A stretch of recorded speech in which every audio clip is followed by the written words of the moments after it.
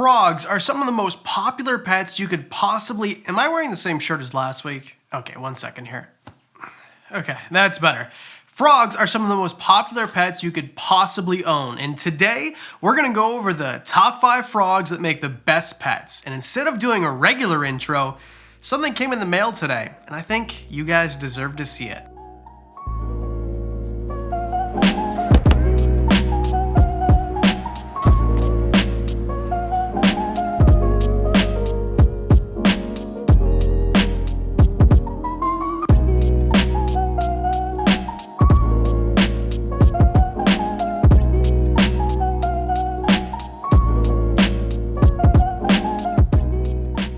This is almost as shiny as my head, and I just wanted to say thank you so much.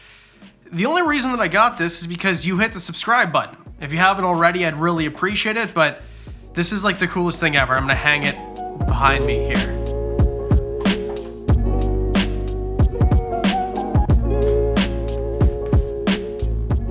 Okay, we'll fix it for the next episode. I wasn't expecting to hang it. There just happened to be a nail in the wall. Okay. Let's start off with the 5 frogs. The reason I don't do amphibian content most of the time is because people don't watch it. So if you wouldn't mind, hit the like button, let YouTube know that frogs are awesome and people should watch this video. Okay, now let's get into the video. Starting off with number 5, Pacman frogs. Now, Pacman frogs are amazing frogs. They're one of the best pet frogs you can own if you're looking for something that is easy and doesn't move that much. If you're looking for something that's fun to watch, dart around and eat things and all that, like, this really isn't for you. Well, the eating things kind of is, actually. It's really bothering me that it's crooked. Let's keep going here. If you have a Pacman frog, you're gonna watch this thing eat. That is gonna be the highlight of owning it because it's kind of the amphibian version of a Kenyan sand boa, in my opinion. They're very cool to look at. They come in different morphs. They are absolutely beautiful. They're beautiful, but they don't really move. If you want a Pacman frog or you want a Pacman frog picture, the only difference is you have to feed one of them. The other one, you don't, and they kind of move the same amount. Now, I'm not trying to be rude or come down on Pacman frogs. I think they're pretty cool, but I just think that these guys, of all the frogs, are kind of the ones that you're gonna be very fossorial, let's call it that. I don't think they're classified as that. It just means they're gonna bury themselves into the soil. You could go away for a week. As long as you leave it water and it's humid and the right temperature, you'll come back and they're gonna be in the same spot as you left them, which actually is kind of a good thing for a lot of people because they're low maintenance. Of low maintenance pets, these guys are kind of like the cat's pajamas. They really are a low maintenance of all low maintenance type of pets. There's not really much to say about these guys. Easy temperatures, easy humidity, use a regular type of eco-earth type of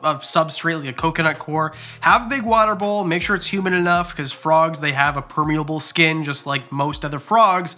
I mean, these guys are pretty simple and pretty cool to take pictures of if that's what you're into, but otherwise, they're not gonna move around that much. All right, number 4 in something much more exciting, but not as easy to take care of, dart frogs. Now, you might know them as poison dart frogs, or some people call them poisonous dart frogs. The reason they're called that is because in the wild, back in the day, people would use them for just that. They would dip their arrows or their darts into them so that they were then poisonous, and they would use those to hunt or sometimes even kill their adversaries. So Adam, you talk about how you don't like venomous things, so why would you like a poisonous thing? Well, they're not poisonous in captivity. They get all of their poison from what they eat in the wild, which are types of ants and things like that. So in captivity, if you don't feed them that, which you won't, you're gonna feed them things like fruit flies, flightless fruit flies, you're not gonna have to worry about that. They're not gonna be poisonous at all. You could pop one right in your mouth. Okay, KK, don't do that. Don't eat your dart frogs. Don't eat your dart frogs. But if you did, you had some child who like doesn't know not to put things in their mouth or whatever, right? Don't you put it in your mouth. Don't you put it in your mouth. Don't you stuff it in your face. Don't stuff it in your face. You're fine. The only thing that's gonna happen is you might get like sick because eating frogs uncooked is not good for you. You could get very sick. But you're not gonna die from the poison. is what I'm trying to say here. Okay, why do you want them? Well, first of all, they're beautiful. There's over 100 species. All of them are tiny. We're talking about like 1 centimeter. Like we're talking super small, all of them. Some are bigger than others, but all of them are from Central and South America. If you guys have watched the movie Apocalyptico, one of my favorite movies of all time, you see one of the main characters like dipping darts in them. I think they're absolutely beautiful, and they're so beautiful I have an unfinished one tattooed on my arm. I need to...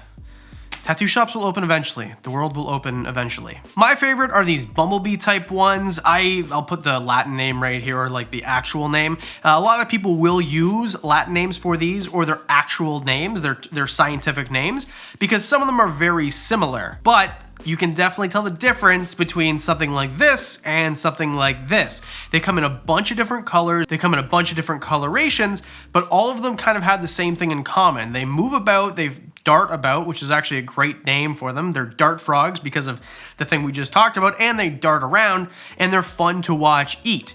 And you can cohab them, not only with other dart frogs, and they're fun and easy to breed, but also you could, do things like mourning geckos or something like that. A lot of people will keep other species like mourning geckos with them. Now, do your research first. Obviously, there's a cohab video right here for, type of different community type tanks. But either way, I think these guys are some of the most beautiful, easy to keep, super, super high humidity. So that's something to keep in mind if you live in Arizona. Maybe not the frog for you, and kind of cooler temperatures. So very unique, very interesting, and something you will definitely see in my collection moving forward. Number 3, something way more common, African dart frogs. Nope. African clawed frogs. Nope. African dwarf frogs is what I'm trying to say here. Whew. African dwarf frogs, which actually was my first herp. My first reptile or amphibian was an African clawed frog when I was about 12 years old. We kept them in a tank with goldfish. I wouldn't recommend keeping them with goldfish, but several types of fish you can actually have them with in an aquarium, because that's how you'll keep them. No land area at all needed whatsoever. These are 100% aquatic frogs, and they stay super tiny. Not only are they super tiny, but they're super easy to feed. You're feeding them things like a flaked type diet like you'd feed a fish, or brine shrimp, or blood shrimp, or things like that. That's the type of thing they're gonna eat, so very cheap and very easy to feed. And because they're so small and they're not predators whatsoever, they're definitely not gonna hurt anything around it. If you decide to cohab them with each other or with fish, the only thing you're gonna have to worry about is they're super slow. So you might have an issue with them getting to food. That's kind of the only issue with cohabiting them with other smaller type fish, but they're super hardy. So you never have to worry about, oh, I missed one water change and all of a sudden they're all dead. Don't have to worry about that. Obviously, take care of your water parameters. I'm not saying to be lazy. I'm just saying that it's not a full-time job to keep these like it is with other types of frogs and amphibians. So these guys are pretty easy. They make great pets, not super colorful, but they're fun to watch, in my opinion. You don't need a huge aquarium, but if you had one and you have kind of like a couple of these around with other fish, I just think it really adds to the aquarium, and that's why I put them on the list. They're so much fun to have and not difficult to keep. Number 2, and something I guarantee you did not expect, Spadefoot toads. Okay, so let me guess. Adam, you're talking about toads. This list is about frogs. Well, did you know that all toads are frogs, but not all frogs are toads? That's right. Toads are types of frogs, so they actually fit on the list. And I'm going to talk about American spadefoot toads, because those are the ones most common, even in the UK. From what I understand, in Europe, American spadefoot toads are pretty common. And the reason they're called spadefoot toads is because they have these little obtrusions, these little type of thingies on their, very medical term, by the way, scientific term, thingies. They have these thingialis things on their foot, and they're made of keratin, which is what your fingernails are made of, by the way, and they use those to kind of like shimmy into the dirt, which is where they'll stay. Now, I guess I could have put these right after Pacman frogs, because I think that they're, first of all, there's a few different species, there's 7 in fact. They're not really as beautiful as the morphs of Pacman frogs, but they look more unique, and their eyes especially look crazy. But these guys, depending on the species, are gonna be kind of buried in the soil a lot of the time. Now mine, I've got 2. I think that they're Easterns. I'm not positive, I just bought them as spadefoot toads. So if you're an expert, let me know if I'm wrong, 100%. But these guys, I find them most of the time buried down, and they don't really take much maintenance. Of everything I own, I could leave these guys on a shelf for months at a time and never worry about them. I throw in some crickets, I throw in some mealworms, they start breeding with each other, and some like micro stuff too, like isopods and springtails.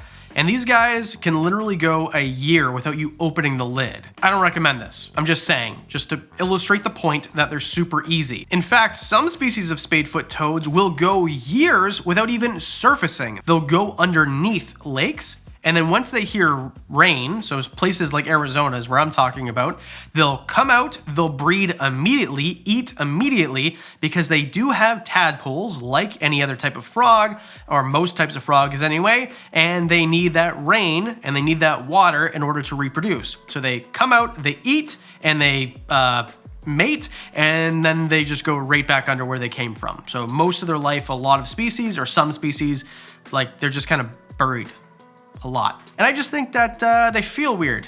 Feels weird. But don't touch them all the time. All frogs, I mean, don't touch them. It's not your oils in your hands and your disgusting primate hands. Just keep your hands off frogs for the most part here. Spadefoot toads are crazily underrated, and actually the reason that I never make amphibian content is because of this video right here, which I think is probably the best video I ever made about Spadefoot toads that nobody watched. So I think these guys deserve love. They're crazy underrated. The insect diet is awesome. How easy it is to keep them. The temperatures and humidity, ridiculously easy. You can keep them in a Tupperware and not even open the lid for weeks at a time.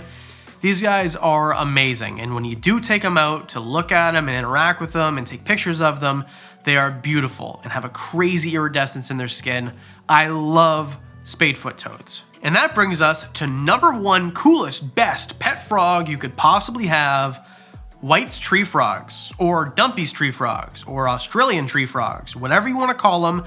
These guys are amazing, and they are big. These are big, big boys. They want to chomp on the insects, and they will sometimes get your fingers, but it doesn't hurt. It's just hilarious. Now, when I say big, I'm talking about like 3.5 to 4.5 inches. These are big, big frogs, especially for tree frogs. And what's interesting about White's tree frogs, well, a couple things.